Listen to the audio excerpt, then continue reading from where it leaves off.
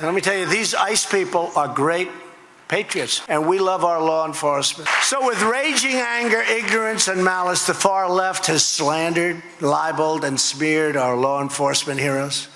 They just go after our law enforcement. It's so sad to see.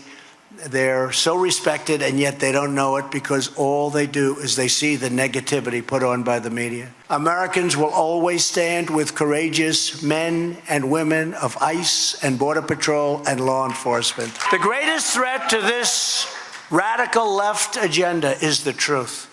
And the problem is we're not getting the truth from the media, for the most part. Some, yes. But for the most part, we don't get the truth. I can tell you stories where I'll do something, and let's say it's good.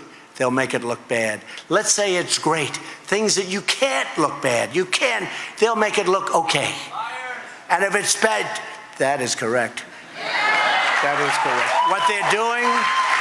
What they're doing is unthinkable, and they've hurt themselves so badly. They'll say, 7 sources have said that this took place in the White House or something.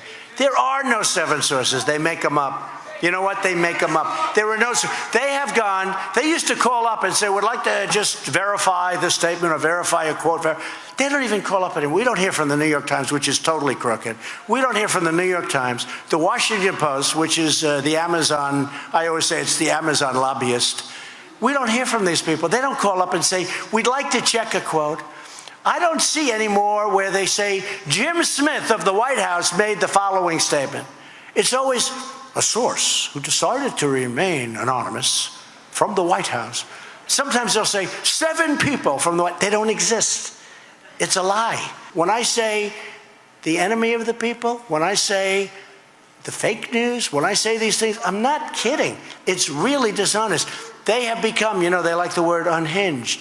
They have become, the media has become totally unhinged. So anyone who speaks the truth is shouted down, censored, deplatformed, fired, expelled, harassed, intimidated, abused, and even, in many cases, assaulted.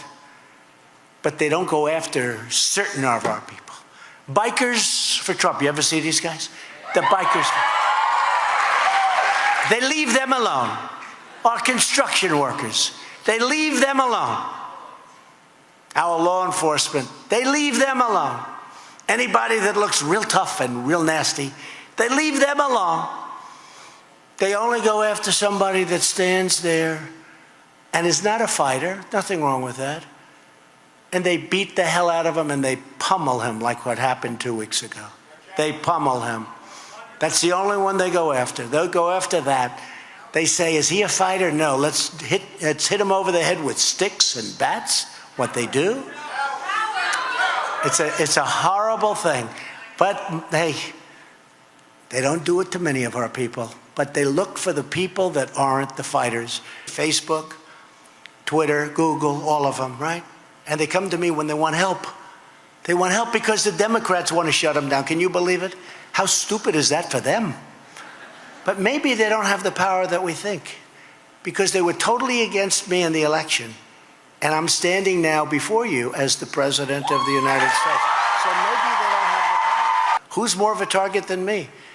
No matter what you do, I'm the great target for these people. These people are crazy. I do believe the free speech in our schools is currently at stake. As conservative students, there are many cases, myself, some other people that I've met here and across the country, are being silenced, are being shut down by whether it be their schools, teachers, friends. We're not being listened to properly. And our voices need to be proudly expressed, and we cannot be silenced. You know, he had no idea that was going to happen, but he started to like it. I said, you know, this could be a long time. He'll be in office someday or doing something fantastic. Hi, everyone. It's great. It's so great to be here. It's such an honor. Thank you all so much. Thank you, Turning Point USA, for all of your support and for helping us with the fight for free speech on campus, no matter what they say.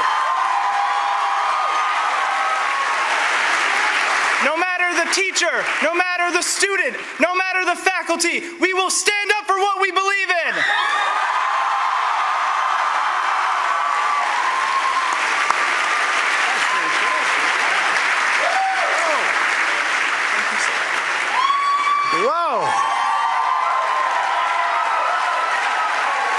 That's fantastic, Dan. Now I see why he's president of his chapter. Who wants to fight him? Thank you, Dan. Great job. Every day I go to school, I always wear a red MAGA hoodie. If you follow my Instagram, you'll definitely see it all the time. I proudly wear my Make America Great Again hat every time I go out of my house. Although I will say this, Mr. President, I do have one problem with you, and that's that I only get to have you as my president for 6 more years. Did you see they have some comedian, third-rate comedian?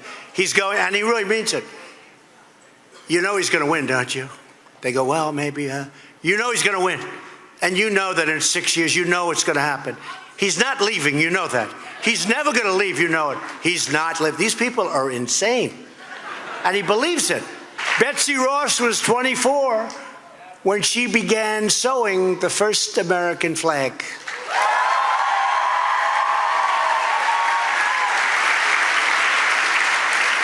You think about it, she's probably more important now than she was 2 or 3 weeks ago when this stupid thing by Nike was done.